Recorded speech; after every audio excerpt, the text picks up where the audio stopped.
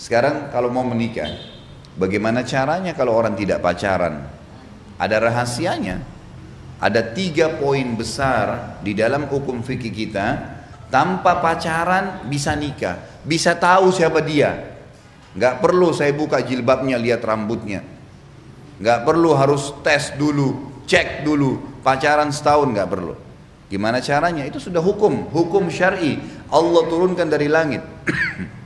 Ada 3 hal yang mendasar, ibu-ibu boleh lakukan, bapak-bapak boleh lakukan.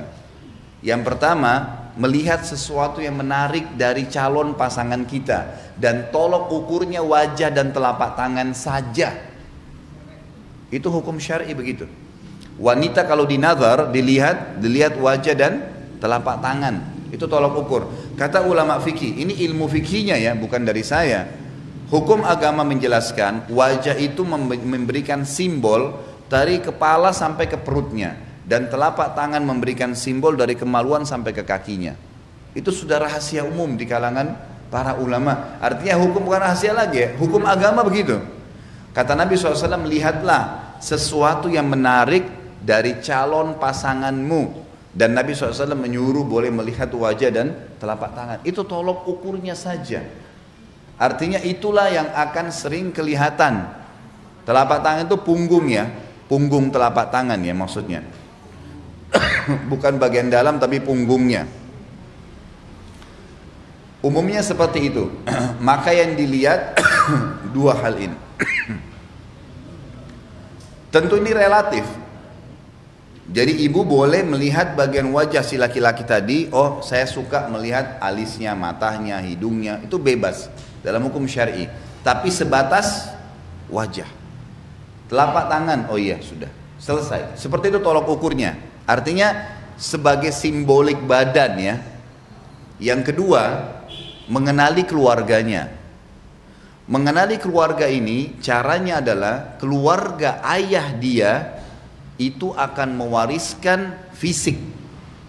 Akan mewariskan fisik kepada anak keturunan kita nanti. Keluarga ayah ya. Jadi kalau keluarga ayah itu tinggi besar badannya, keluarga ayah dia akan begitu keturunan kita. Enggak, ini secara global bu. Kita jangan ambil gini, kita kalau nilai sesuatu jangan substansial, nggak bisa. Kita kalau nilai sesuatu itu cabang-cabang, nggak bakal selesai masalahnya. Ini global. Kalau orang semuanya ya di Indonesia umumnya makan kerupuk, enggak semua, memang enggak semua, tapi umumnya orang makan. Ini global, sifat global. Yang keluar ini pengecualian, gitu kan? Jadi saya bicara masalah global. Ini hukum syar'i begitu. Dan ini sudah dipraktekin, ini bukan karangan dari saya, gitu kan? Ini sebuah hukum. Kemudian keluarganya itu diambil daripada hadis Bukhari. Ini kasus terjadi. Ada sahabat kulitnya putih, laki-laki, istrinya putih. Menikah, begitu hamil, melahirkan istrinya, anaknya kulitnya hitam. Hitam kelam anaknya. Hitam kayak orang Afrika, gitu kan? Itu hadis sahih. Lalu si suami spontan, kalau cuman gelap sedikit mungkin ini dia putih, istri putih, ini hitam kelam, gitu kan? Kata si suami spontan, kamu selingkuh. Hadis sahih ini. Kamu pasti selingkuh. Nggak mungkin. Saya putih ini, kamu putih kok anaknya bisa begini. Kata istri, demi Allah tidak ada yang sentuh saya kecuali kamu. Ributlah 2 orang ini sampai kepada Nabi Muhammad SAW. Tolong jangan dipotong dulu ya. Saya biar cerita dulu. Nanti terakhir pertanyaan. Jadi tangkap dulu semua. Jadi akhirnya sampailah berita ini kepada Nabi SAW. Waktu Nabi SAW sampai berita ini, beliau dapat wahyu. Beliau tanya si laki-laki, kamu punya kakek hitam seperti ini nggak? Kata si laki-laki apa? Ada, dan masih hidup orangnya. Kata Nabi, ini keturunannya itu. Artinya apa? Makanya sering kita temukan ibu sama ayah beda wajahnya dengan anaknya. Sering ketemu nggak? Ini dari kakek-kakeknya, dari keluarga, dari pihak ayah, ibu atau ayahnya. Ini hukum ya, hukum syar'i. Artinya apa? Allah memberikan gambaran kepada kita seperti itu. Ada anak yang mirip ke ibu ke ayah, tapi yang jelas umumnya secara fisik cenderung kepada keluarga ayah. Kalau karakter umumnya turun dari keluarga ibu. Karakter. Saya mau menikah dengan seseorang, gimana caranya saya tahu sifat-sifat umumnya? Maka lebih cenderung dilihat kepada keluarga ibunya. Keluarga ibu itu mewariskan karakternya. Oh, keluarga umumnya ibunya itu dosen, guru-guru, pedagang. Oh, orang baik-baik, keluarga baik-baik. Sudah, itu sudah umum, umumnya. Jangan bicara substansialnya. Umum, secara global sudah begitu. Karena nanti kalau kita bicara substansial, bisa saja anak ini terpengaruh dengan poin yang ketiga. Harus satu sama lain berhubungan ya. Melihat fisik, mengenali keluarga, dan yang ketiga adalah mengenali lingkungannya. Lingkungan, dia kuliah di mana, dia kerja di mana. Biasanya kalau bahasa, bolehkah bertanya? Boleh. Hobi kamu apa? Kalau weekend kamu kemana? Oh, saya biasanya ke karaoke, saya biasa ke bar, saya biasa kumpul sama teman saya ke pantai, saya hobi naik gunung, saya ini. Dari situ sudah bisa ditangkap. Oh iya, lingkungannya. Oh, saya kalau weekend saya taklim, pengajian di sana. Kalau azan saya sholat di sini, kan gitu. Lingkungan membentuk. Siapa yang mengatakan? Nabi Muhammad SAW. Ingat, ini majelis ilmu, taklim agama, bukan karangan saya. Kata Nabi SAW, Al-mar'u ala dini khalili. Seseorang sesuai dengan agama temannya. Di mana lingkungannya dia. Boleh sebelum menikah kita tanya, kamu bekerjanya di mana? Kamu di bidang apa? Oh, saya biasa, saya kerja rentenir. Misal, saya, siapa kamu kerjanya apa? Oh, saya pemilik hotel. Hotelnya di sana terkenal, tempat itu suka banyak berzinahan. Udah bisa jadi tolok ukur. Ini sebuah hal yang mesti difahamin ya. Ini dalilnya semua kita sudah tahu tentunya, surah Al-Asr. Nah, ini semua insya Allah umat Islam hafal karena pendeknya surah ini ya. 3 ayat, surah nomor 103. A'udzu billahi minasyaitonir rajim. Wal asr, demi masa waktu yang kalian lalui di dunia. Innal insana lafi khusr, semua manusia pasti melalui kerugian. Illa alladzina amanu wa amilus shalihat, kecuali orang yang beriman dan beramal saleh. Itu tidak akan melalui kerugian. Allah akan berikan dia jalan keluar dari masalahnya. Dan kalaupun sampai ada sesuatu masalah atau program atau proyek dia tidak dapat, berarti baik buat dia. Pasti itu, tidak mungkin tidak. Allah selamatkan dia. Wa tawasaw bil haqqi wa tawasaw bis sabr. Maka saling mewasiatkanlah kebaikan ini dan kebenaran ini, dan saling mewasiatkanlah agar sabar selama hidup di dunia, karena kalian akan menuju ke akhirat. Saya kasih contoh teman-teman, ada satu doktor ngajar di Ummul Qura, Dr. Muhammad, semoga Allah jaga beliau. Saya pernah mendengarkan salah satu kaset ceramahnya luar biasa gitu. Dia kasih contoh. Dia bilang ada seseorang, jazakallah khair. Ada seseorang di Saudi, teman dia. Salehnya luar biasa. Luar biasa ibadahnya dia bilang. Salat malamnya gak kehilangan, salat 5 waktu selalu on time, selalu menjaga istiqamah di jalan Allah, halal halal, haram haram. Satu waktu dia lamar seorang wanita dan diterima lamarannya. Pada saat sudah mau menikah, gitu kan, kurang lebih ditentukan jadwal, kalau saya tidak salah itu 3 bulan dari waktu itu akan menikah. 2 bulan atau 1 bulan sebelum pernikahan, tiba-tiba perempuan ini batalin pernikahan. Tiba-tiba batal pernikahan, nggak jadi nikah. Laki-laki ini bertanya kepada calon mertuanya, ada apa? Saya juga nggak tahu. Ditanya perempuan ini oleh orang tuanya, kenapa nak? Malu keluarga? Enggak, pokoknya saya nggak mau nikah sama laki-laki ini. Bersikeras si perempuan tidak mau nikah. Kata Dr. Muhammad, dia bilang, saya setiap kali ketemu sama teman saya ini, teman saya selalu berdoa. Saya dengar doanya, ya Allah kembalikan wanita ini pada saya suka sama dia. Luar biasa merengeknya sama Allah, gitu kan. Dan saya saking kesian sama dia, sampai saya mengatakan, ya Allah kabulkan buat dia. Luar biasa dia mohonnya sama Allah. Tapi uniknya kata Dr. Muhammad, enggak dikabulkan, enggak dikasih sama Allah. Sampai tiba hari H pernikahan yang ditentukan tanggalnya, perempuan ini akhirnya memang dia tunggu waktu itu, ada laki-laki lain lamar, diterima sama dia. Diterima pada saat itu. Diterima lamaran laki-laki baru. Waktu sudah menikah sama laki-laki itu, si orang soleh ini, temannya Dr. Muhammad, berhenti berdoa. Udah selesai, jadi istrinya orang, nggak boleh kita doa lagi kan. Maka Dr. Muhammad mengatakan, saya justru bertanya-tanya pada saat itu, di mana bentuk kasih sayangnya Allah kepada teman saya? Dia sudah soleh, janji Allah baik, mestinya dia dapat yang dia mau. Kenapa di sini luput? Nah ini yang saya bilang di poin ke-11, Allah selamatkan dari kerugian dan bahaya. Ternyata dia bilang justru setelah perempuan itu nikah sama laki-laki yang jadi suaminya sekarang, saya baru tahu bentuk kasih sayangnya Allah pada teman saya. Karena ternyata baru sebulan menikah, perempuan ini periksa ke dokter, dia punya sakit di dada sebelah kanannya, maaf di payudara sebelah kanan. Dokter memvonis kena kanker payudara yang kronis, harus dipotong. Sebulan menikah, payudara kanannya dipotong. Bulan kedua, kanker itu sudah menyebar ke payudara kiri dan dipotong dua-duanya dalam 2 bulan pernikahan. Bulan ketiga, ini kejadian nyata. Bulan ketiga, ternyata perempuan ini punya masalah di urat saraf di bagian otak belakangnya sehingga membuat kedua matanya buta. Dan bulan keempat, wanita ini meninggal dunia. Kata dia, Dr. Muhammad bilang, subhanallah, kalau teman saya yang jadi suami dia, maka dia tidak akan menikmati pernikahan. Tapi Allah selamatkan dia dengan caranya. Jadi kadang-kadang ada yang luput dari kita. Kita sudah mohon sama Allah, Allah belum kasih. Kalau Allah tidak kasih, teman-teman, yakin itu baik buat kita. Jangan sangka buruk sama Allah. Sebaliknya, kalau kita minta sesuatu yang besar kepada Allah, tidak ada yang mustahil. Yang penting kita merengek dan manja kepada Allah.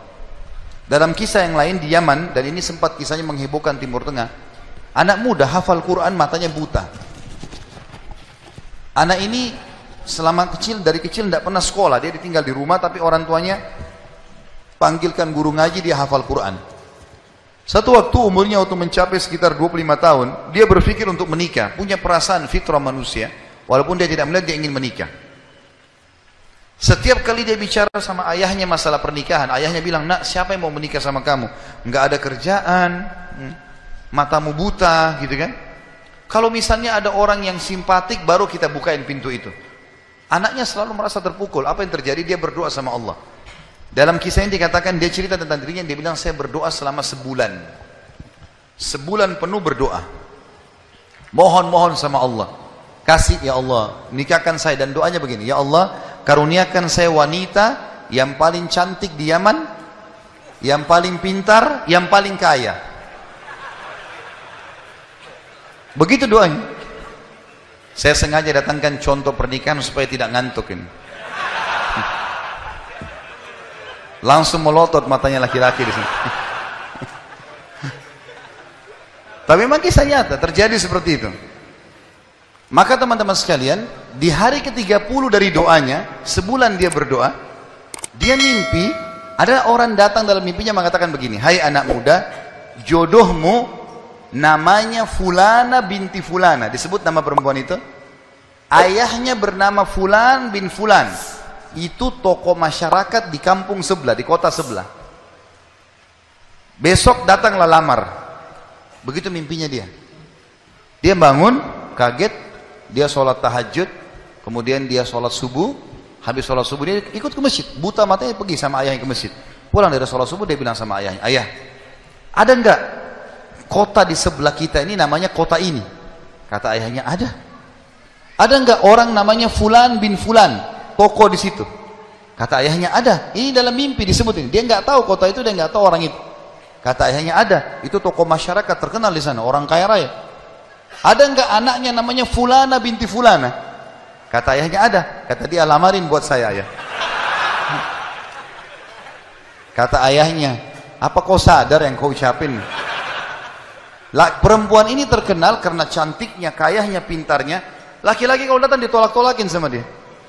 Kamu gak ada sekolah, buta mata, kita juga orang pas-pasan. Dia bilang, ayah, saya mimpi begini.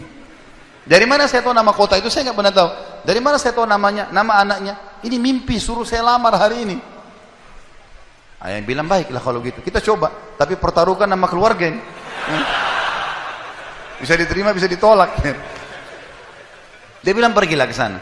Disambut, diterima oleh orang itu. Subhanallah, ini kisah nyata ya, menghebohkan Timur Tengah kisah ini. Luar biasa. Maka pada saat itu masuk ke dalam rumah, disambut dan segala macam. Tuan rumahnya tanya, iya ada keperluan apa? Dia bilang, ini anak saya buta matanya tapi hafal Quran, disebutkanlah kebaikan-kebaikannya. Entah kenapa dia minta melamar anak anda karena dia mimpi semalam. Anehnya si calon ayahnya si perempuan ini langsung bilang, saya terima lamarannya. Tiba-tiba kisah nyata begitu. Yang ayahnya si laki-laki bilang, kenapa anda spontan terima? Dia bilang, karena saya juga mimpi tadi malam. Loh, kisah nyata. Dia bilang, saya juga mimpi tadi malam, kalau hari ini akan datang anak mantu saya, namanya nama anakmu ini. Cirinya dia. Matanya buta, hafal Quran dari kampung sebelah kota kamu. Begitu mimpinya, luar biasa nih. Maka dia bilang, ayahnya bilang, tapi saya tidak tahu. Ini kan pagi-pagi, tadi habis sholat subuh, siap-siap datang. Dia bilang, saya belum, kata ayahnya perempuan ini, saya belum tanya anak saya. Tergantung, anak saya terima ya sudah, kalau enggak ya enggak. Kata mereka, baiklah. Masuklah si ayah ke kamar anak perempuannya. Ini ayahnya ini sudah biasa, begitu ditanya, nak ada yang minta, saya enggak mau. Sudah biasa, nolak. Kata dia, nak, dari kampung sebelah, kota ini, kampung ini ada si fulan, matanya buta, mau melamar kamu. Anak perempuan itu bilang apa? Ayah nikahkan saya. Terima lamarannya. Kata ayahnya, bagaimana? Kau belum lihat orangnya? Dia bilang, tadi malam saya mimpi. Kisah nyata loh. Si perempuan itu mimpi. Mengatakan akan datang jodohmu besok, namanya Fulana bin Fulan, dari negeri kota sebelah, buta matanya, hafal Quran, terima lamarannya. Karena itu suami terbaik. Menikah gara-gara itu. Makanya sahabat dalam berdoa. Kita ini kadang-kadang atau antum ini sering berdoa, baru 2 kali sudah ngomel sama Allah. Sebulan orang berdoa, beberapa hari, sabar. Jadi minta sama Allah tidak ada yang mustahil, gitu kan? Satu sisi yang lain, kalau kita sudah minta Allah belum kasih, berarti bukan Allah benci sama kita, justru Allah mau selamatkan kita, sebagaimana kisah tadi wanita yang buta itu. Ini namanya contoh orang selamat dari kerugian. Allah selamatkan dengan caranya.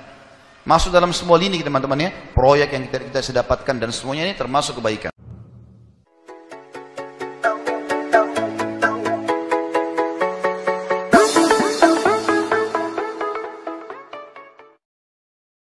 Ada seorang ulama namanya Ibrahim Al-Asom. Kalau pernah dengar, beliau disebut Al-Asom itu karena emang beliau orang yang sangat terjaga. Ibrahim Al-Asom ini ulama miskin, pengen haji. Setiap ada orang yang berangkat haji, beliau kayak ngucapin selamat gitu, terus melepaskan. Pas pelepasan jamaah haji, beliau selalu baper, nangis sendiri di pojok rumah. Dilihat sama putrinya, duh, kayaknya ayah pengen banget haji nih, tapi nggak cukup nafkah. Anaknya yang putri yang paling sulung nanya, "Pah, kenapa sih papa nggak haji aja?" Kata Ibrahim Al-Asom, "Nak, kalau ayah haji, terus yang nafkahin kalian siapa? Biaya haji mungkin murah, tapi nafkahnya siapa? Sementara istrinya, keluarganya nggak ada yang nafkahin selain suaminya ini, orang tua." Akhirnya anaknya bilang, "Allah yang menafkahi kami. Berangkatlah wahai ayah, serahkan kami kepada yang lebih baik daripada ayah, yaitu Allah." Terus anaknya nanya, ayah itu pemberi rezeki atau pemakan rezeki?" Ini anak luar biasa nih. Ayah itu pemberi rezeki atau pemakan rezeki? Ayahnya bilang, pemakan rezeki, sama seperti kamu dan yang lain. Ya kalau gitu serahkan kami kepada pemberi rezeki. Berangkat wahai ayah. Beneran. Ibu gimana? Udah ibu biar aku aja yang ngobrol sama ibu, mah biarin ayah berangkat haji, nanti biar Allah yang jaga kita. Setelah dibujuk akhirnya setuju, berangkat nih Ibrahim Al-Asom. Berangkat, di tengah jalan berdoa, "Ya Allah, saya titipkan keluarga saya kepada Engkau sebaik-baik yang menjaga, yang memelihara. Saya aja Engkau pelihara, apalagi keluarga saya." Akhirnya berangkat. Hari pertama nafkah yang disiapin sama ayah mereka masih cukup. Hari kedua, hari ketiga, hari keempat mulai kurang nih. Udah nggak cukup makanannya, rotinya habis. Cuma ada air putih doang, korma udah habis.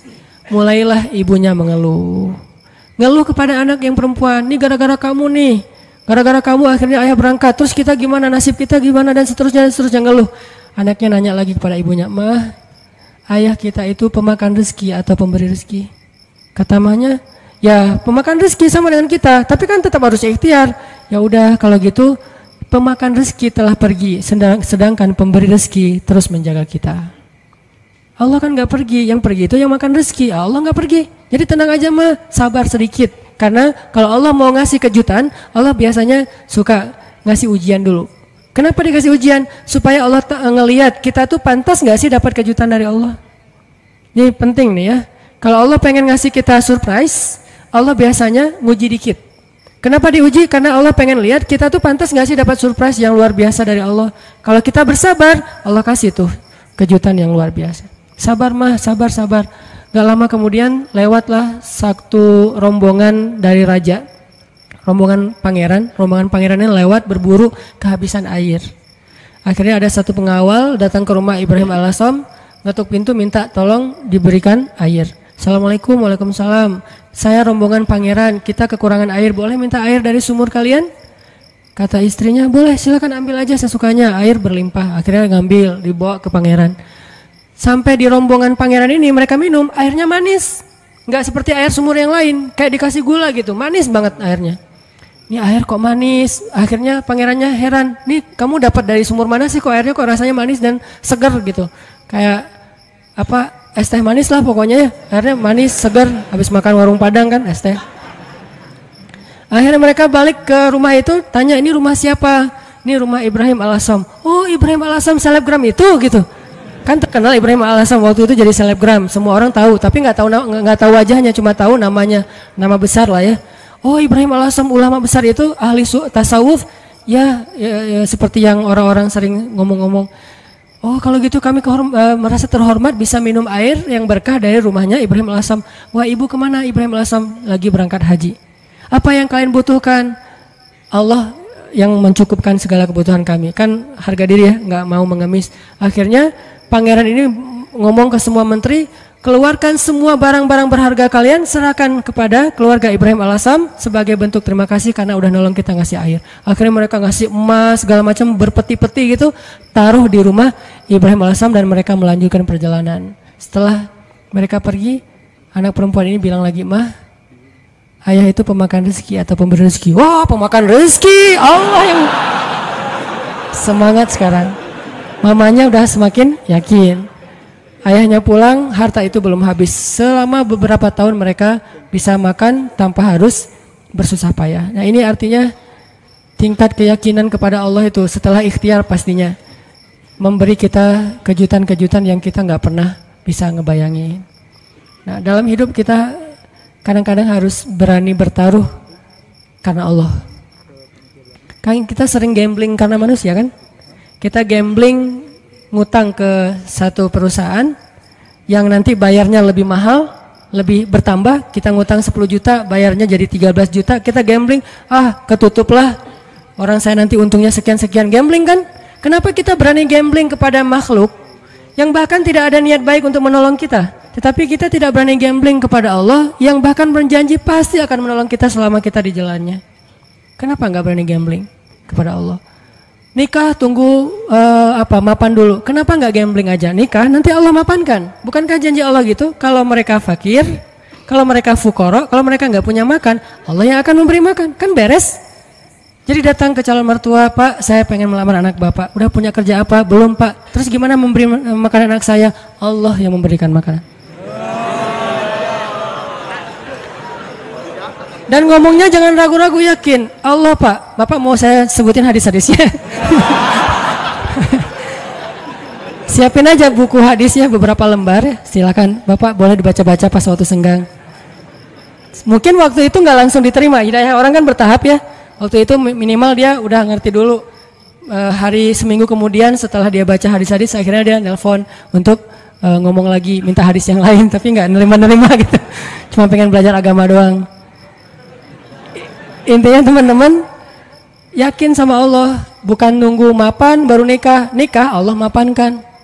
Nunggu punya bekal baru berangkat ke luar negeri ke Mesir, berangkat dulu nanti Allah kasih bekal. Tahu itu yang sering saya jelasin yang kalau di YouTube kan namanya tuh gimana saya berangkat ke Mesir nggak bawa bekal. Ikhtiar udah mentok dan mentok-mentoknya cuma dapat $1.000, udah mentok banget tuh. Tabungan dikuras, kemudian ikut beberapa perlombaan supaya dapat hadiah. Memang waktu itu saya nggak ikhlas, pengen juara supaya dapat hadiah, dapat 500.000, dapat 1 juta. Wah bisa dikumpulin $1.000, habis bayar tiket sama travel, nggak ada uang sisa sama sekali, Rp1 juga nggak. Kan ikhtiarnya udah mentok nih. Apakah doa pernah mentok? Doa itu nggak ada mentoknya, ada aja terus. Ya udah ya Allah, saya udah ikhtiar, dapatnya cuma $1.000, sisanya pasti banyak, cuman ada di sisi Allah bukan di sisi saya. Ada banyak, cuman di sisi Allah ghaniyun, Allah maha kaya. Wa ma indallahi khair, dan apa yang ada di sisi Allah pasti lebih baik daripada yang di sisi kita. Allah ngasihnya pas kita butuh. Sekarang saya kan belum butuh, butuhnya buat bayar travel. Ya udah Allah bayarin dulu buat travel. Kalau buat makan nanti ngasihnya pas mau makan, jangan sekarang. Kita kan sering yakinnya kalau udah ada di tangan kita, bukan di tangan Allah, dan itulah derajat keyakinan kita. Makanya yang terjadi keajaiban dalam hidup kita itu ya gitu-gitu aja. Kita yakin apa yang ada di tangan kita, bukan yakin apa yang ada di tangan Allah. Terus jangan di tangan Allah, saya gimana nanti? Ya pas kita butuh Allah kasih. Jadi ibaratnya kita kayak nitipin duit ke orang yang sangat terpercaya, orang tua kita gitu, atau ke istri. Mama pegang ya, kita lagi kayak traveling berdua nih sama pasangan. Yang kamu yang pegang duitnya, kasih berapa? 10 juta, jalan ke Bali gitu. Kita khawatir nggak jalannya? Enggak, orang duitnya udah pegang pasangan kita kan, dan kita percaya nggak mungkin dia duit itu dipakai sendiri, tiba-tiba dia beli gaun, beli apa, habis aja duitnya. Nggak mungkin, dia paham manajemen keuangan kita.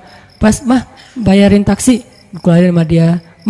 Bayarin kasih tips ke bel misalnya di hotel, bayarin sama dia 15.000, 20.000. Ada terus ketika kita butuh. Gitu juga kita menitipkan nasib kita kepada Allah. Masalahnya cuma yakin. Bukan ada apa enggak, adanya pasti, yakin enggak, itu doang masalahnya. Sama kayak kita nitip ke pasangan tadi, ada duitnya, yakin enggak bahwa duit itu nanti akan dikasih pas kita butuh? Yakin. Berarti ke Allah juga harusnya kayak gitu. Bukan enggak ada duitnya, bukan enggak ada hartanya, bukan enggak ada kebaikan dan anugerah itu. Ada banget. Cuman yakin enggak kita Allah sebaik-baik yang memelihara? Berangkat ke Mesir, butuh makan, baru Allah kasih buat makan. Butuh bayar kos-kosan awalnya 3 bulan pertama, baru Allah kasih buat kos-kosan. Butuh, setiap butuh Allah kasih.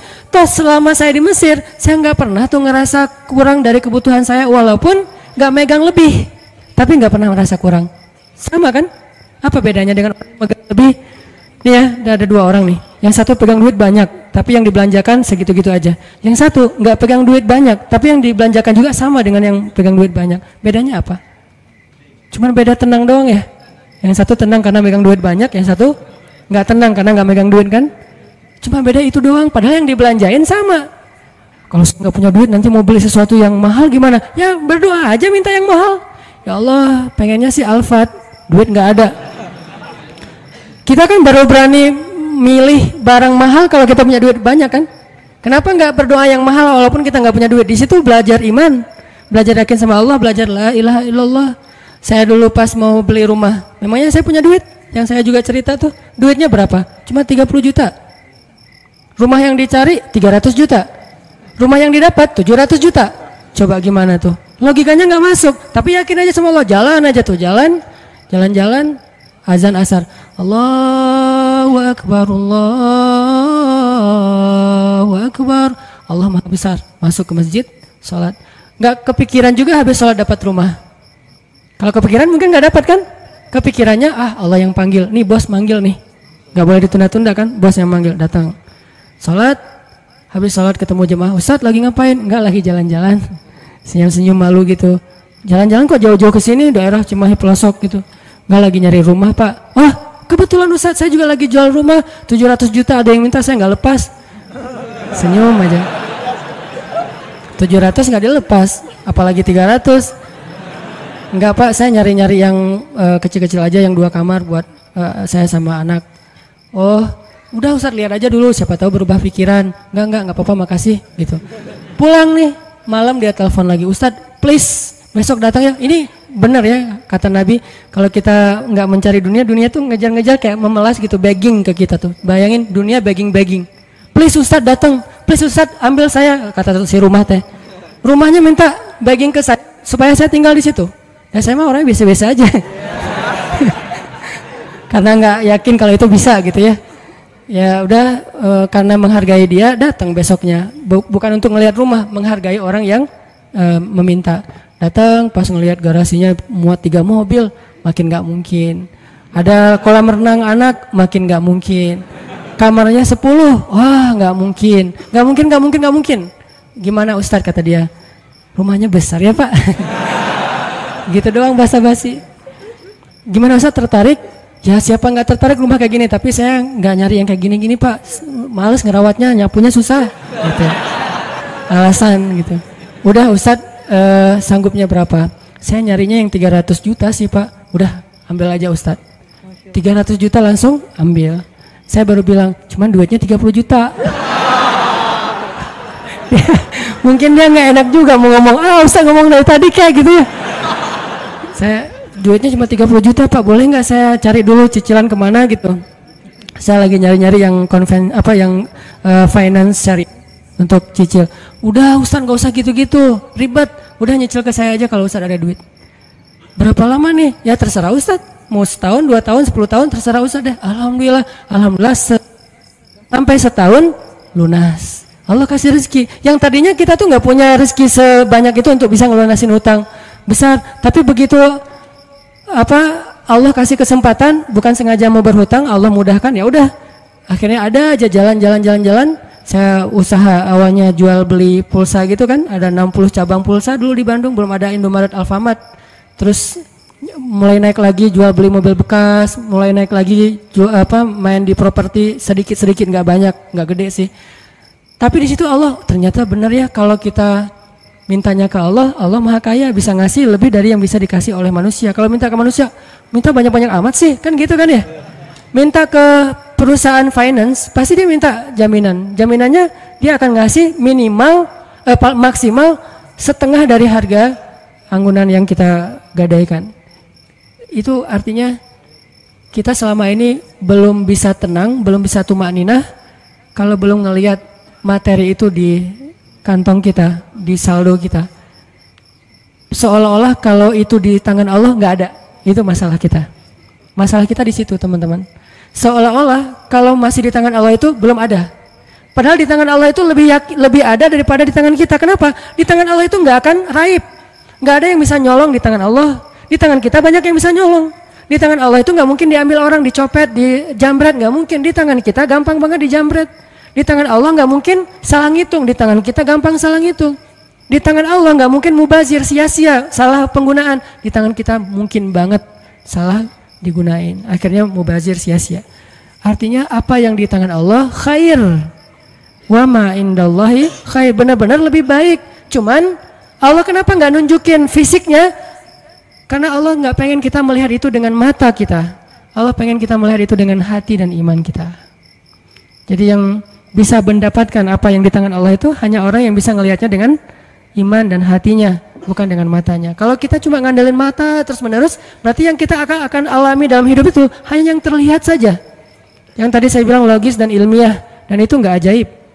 Walaupun itu juga hal-hal aja sih, baik-baik aja buat kita. Tapi kan kita pengen naik level lebih baik, lebih enjoy lagi dengan hidup. Berarti kita harus belajar menggunakan mata batin. Dan mata batin ini adalah iman. Mata batin ini basirah. Mata batin ini adalah tazkiyatun nufus. Mata batin ini adalah al-qalb. Hatinya.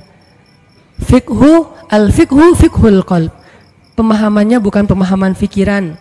Pemahamannya fiqhul qalb. Fiqhul qulub, difahami dengan hati. Itu teman-teman dalam segala urusan, mau kerjaan, mau skripsi, mau kuliah, mau jodoh, mau apapun, gunakan bukan hanya mata fisik kita untuk melihat kayak nggak ada tanda-tandanya nih. Mungkin di sini nggak kelihatan, tapi di sini Allah yang mendatangkan. Tiba-tiba ada keajaiban terjadi dalam kehidupan kita. Dan saya sering ngalamin yang kayak gitu-gitu tuh sering banget. Termasuk ketika dapat musibah. Kalau kita tahu bahwa kalau kita dapat musibah dan kita ridho, bukan ikhlas ya. Kalau ikhlas kan ibadah. Kalau musibah namanya ridho. Walaupun orang Indonesia suka bilang yang ikhlas ya, bukan yang ikhlas, yang ridho ya gitu. Kalau kita ridho dengan satu musibah lalu kita serahin sama Allah, Allah tuh gantiin yang lebih banyak loh. Masalahnya kita nggak yakin. Dapat musibah langsung panik, langsung putus asa. Harusnya pas dapat musibah, tetap kita ikhtiar untuk menyelesaikan masalah kita, mencari jalan keluar, mengambil kembali hak kita. Tapi itu jangan sampai mengalahkan porsi kita meminta kepada Allah gantinya yang lebih baik. Begitu dapat musibah, ini bukan cuma antara kita dengan orang, tapi antara kita dengan Allah. Ya udah, kalau lo curang sama gua, ya Allah beri saya yang lebih baik daripada yang sudah hilang dari saya. Allahumma ajurni fi musibati wa khlufli khairam minha. Langsung Allah ganti. Dan itu janji Rasul. Mana pernah Rasulullah berdusta? Tidaklah orang berdoa dengan doa itu ketika musibah, kecuali Allah akan memberikan gantinya yang lebih baik untuk dia.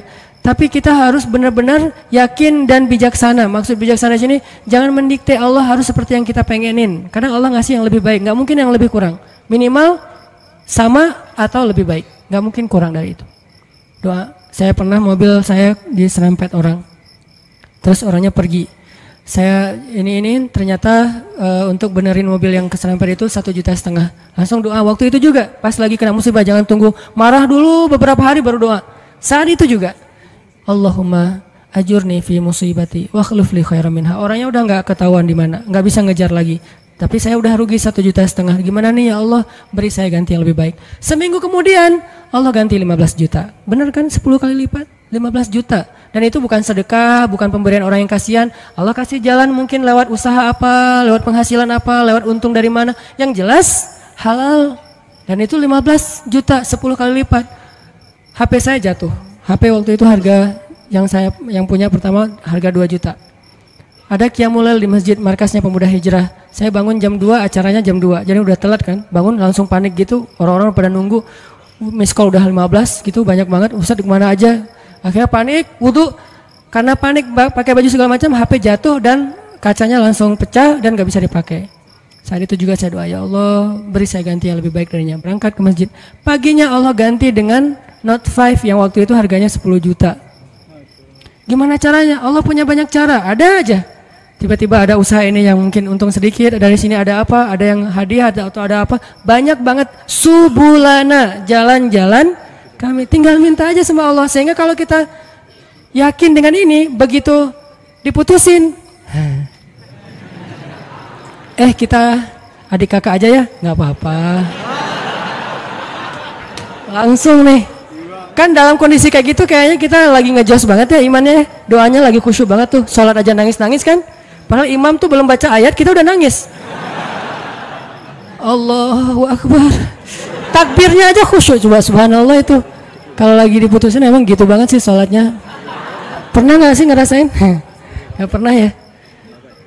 Pokoknya waktu yang paling enak berdoa itu lagi habis diputusin.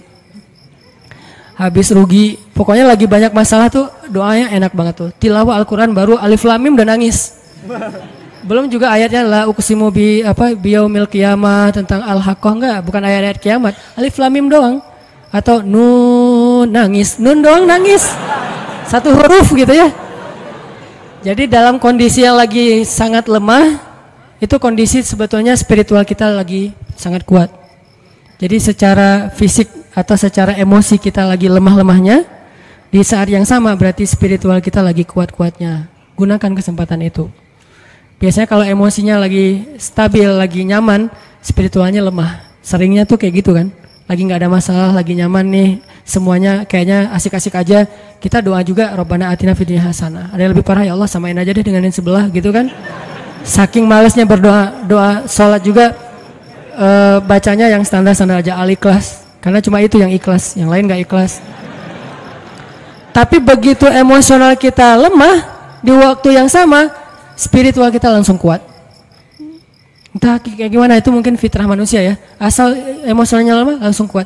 Dan itu spontan kadang-kadang teman-teman. Saya dulu pernah tinggal di rumah kontrakan di sebelah,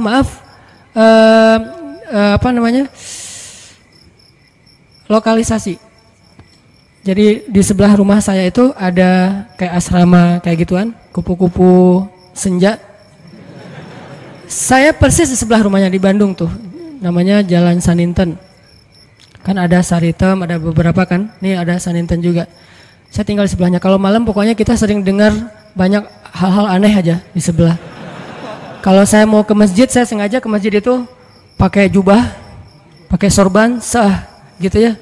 Terus janggut digini-giniin, padahal nggak panjang, tapi digini-giniin.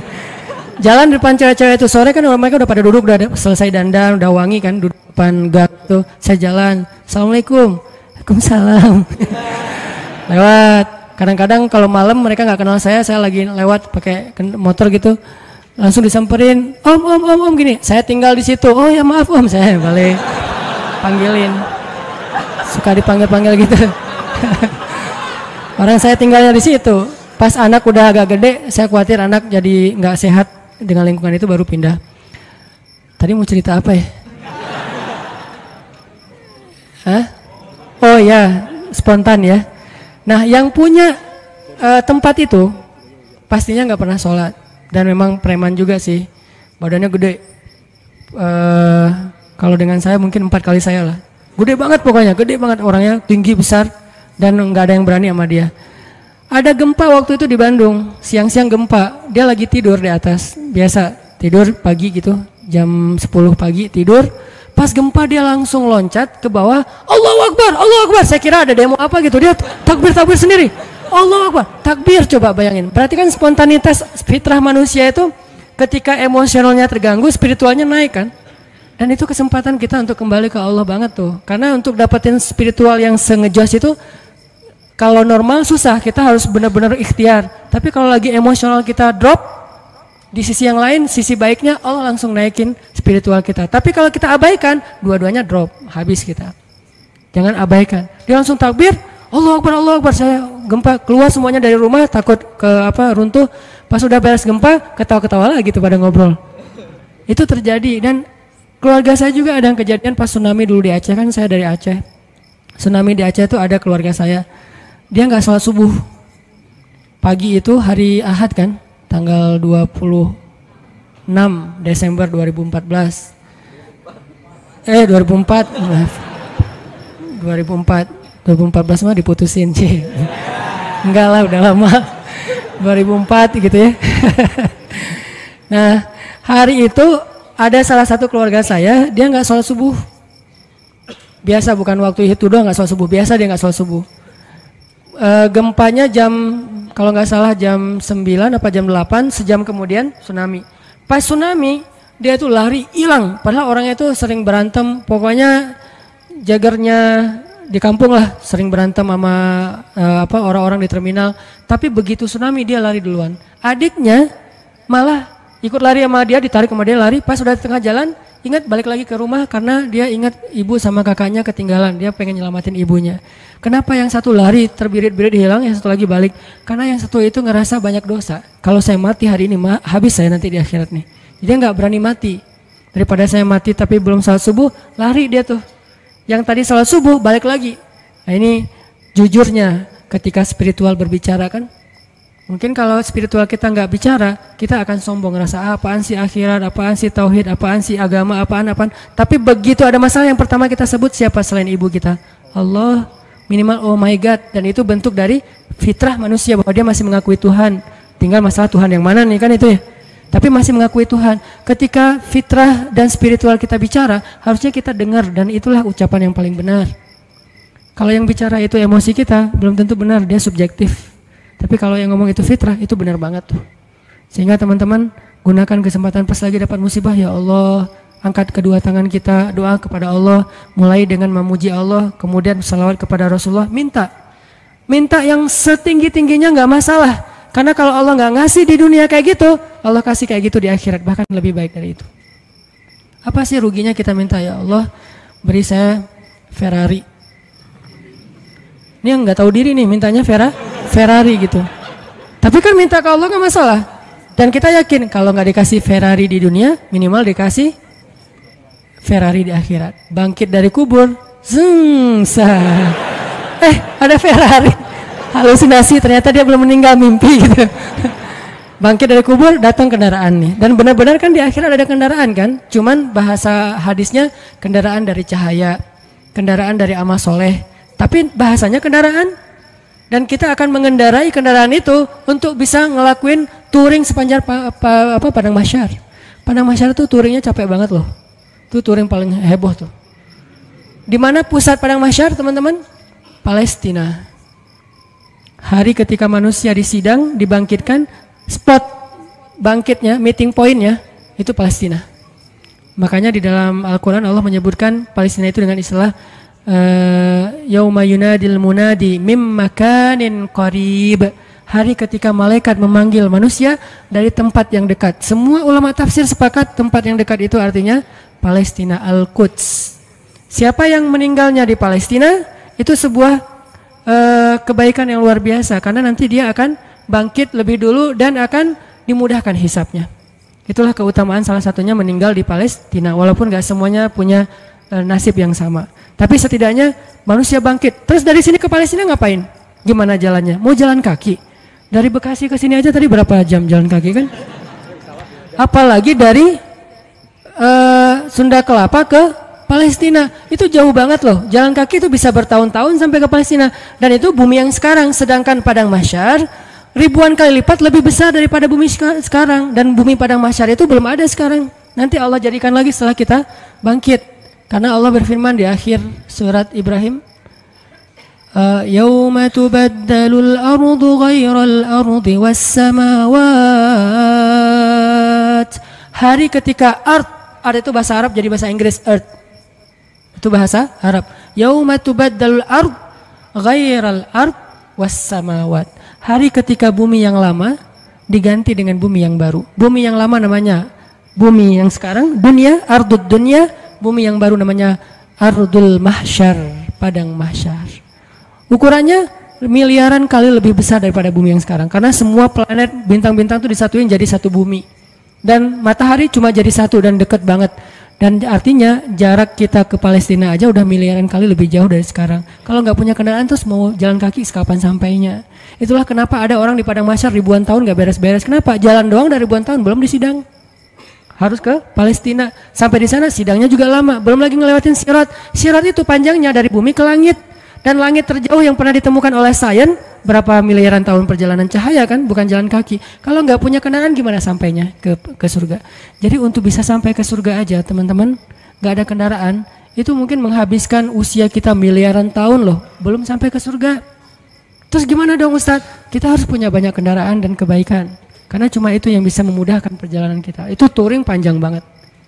Jadi minta, ya Allah yang kecepatannya berapa ribu kekuatan kuda misalnya, Ferrari. Gimana cara dapetin Ferrari itu? Doa terus menerus. Kalau nggak dikasih di dunia, yakin dikasih di akhirat. Kalau saya mah mending milihnya di dunia mah yang biasa-biasa aja, di akhirat yang luar biasa. Kenapa? Yang biasa-biasa juga di dunia udah cukup buat kita. Tapi yang luar biasa di akhirat itu emang kita butuhin banget. Ya Allah, matanya besar, hidungnya mancung, alisnya bertaut. Jadi alisnya tuh nggak ada pemisah, nyatu gitu. Alisnya bertaut. Kalau perlu ditato gitu ya alisnya biar lurus. Alisnya bertaut ya Allah, atau kayak pedang gitu. Pedang ali bercabang. Tingginya sekian ya Allah, kulitnya putih Korea lah. Minta yang sebaik mungkin. Nanti kalau nggak dikasih jodoh kita kayak gitu di dunia, maka jodoh kita yang di dunia itu nanti akan Allah perindah di akhirat. Dan saya sering cerita, di surga itu nggak ada jomblo. Jadi nggak usah khawatir. Tetap ada wedding lah di surga. Dan WO-nya itu para malaikat banget. Malaikat yang nyiapin segala macam. Kita dirias sama malaikat. Nang sini nang, dirias sama malaikat. Malaikatnya tuh yang bagian rias yang keren-keren gitu. Dirias, udah secantik-cantiknya. Rambutnya nggak kusut lagi selama-lamanya, nggak ada cerita aduh keringetan ya, aduh AC-nya mati ya, ternyata ini apa segala macam, nggak ada tuh di surga. Selalu bahagia. Baitun, rumah yang tidak ada teriakan dan tidak ada keluhan itu cuma ada di surga. Di rumah tangga di dunia tetap ada. Gimana pun soleh keluarga Nabi, Aisyah kadang-kadang mengeluh manusiawi, tapi di surga nggak ada. Nikah di surga. Siapa yang jadi walinya? Allah Subhanahu wa Ta'ala. Saya nikahkan kamu dengan perempuan yang soleha ini, perempuan dunia yang udah jadi bidadari, dengan mahar surga satu seluas langit dan bumi. Saya terima nikahnya. Nggak ada cerita di surga itu ngucapin akad nikah salah, itu nggak ada. Sah kata saksi, sah nggak ya, sah nggak ya, nggak deh. Ternyata saksinya mantan belum bisa move on gitu. Hati-hati cari saksi ya, jangan mantan. Pasti nggak sah melulu itu mah, 10 kali juga nggak sah.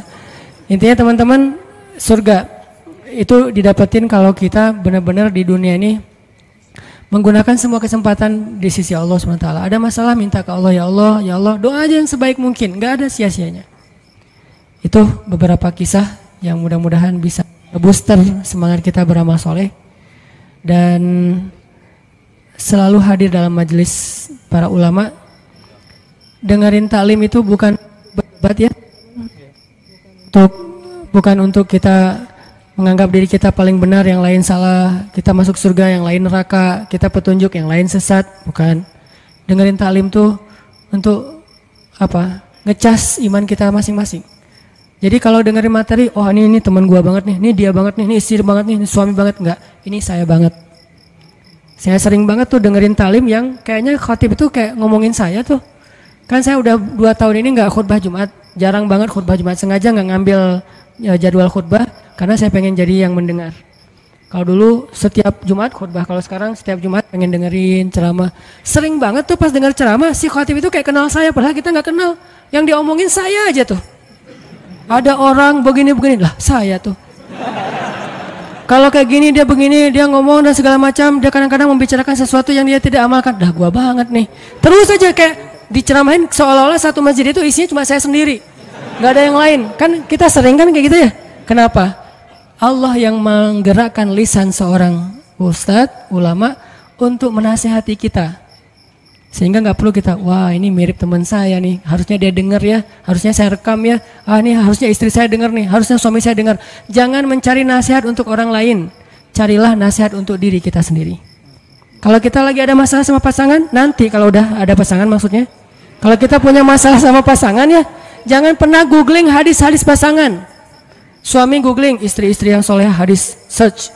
Jangan, istri suami yang imam terbaik, search. Gak usah cari nasihat buat pasangan, carilah nasihat buat diri sendiri. Suami hadis-hadis suami yang penyabar, ketemu nih kita jadi semangat lagi. Oh berarti saya yang salah. Istri yang solehah hadis search. Oh saya yang salah. Gitu harusnya, jangan disilang. Kalau disilang semuanya saling menuntut dan saling menyalahkan. Kalau sesuai dengan masing-masing kapasitasnya, semuanya saling memperbaiki diri. Cari buat diri kita. Ikut taklim buat memperbaiki diri, bukan memperbaiki kelompok yang lain. Bukan memperbaiki orang lain, tapi memperbaiki diri kita sendiri.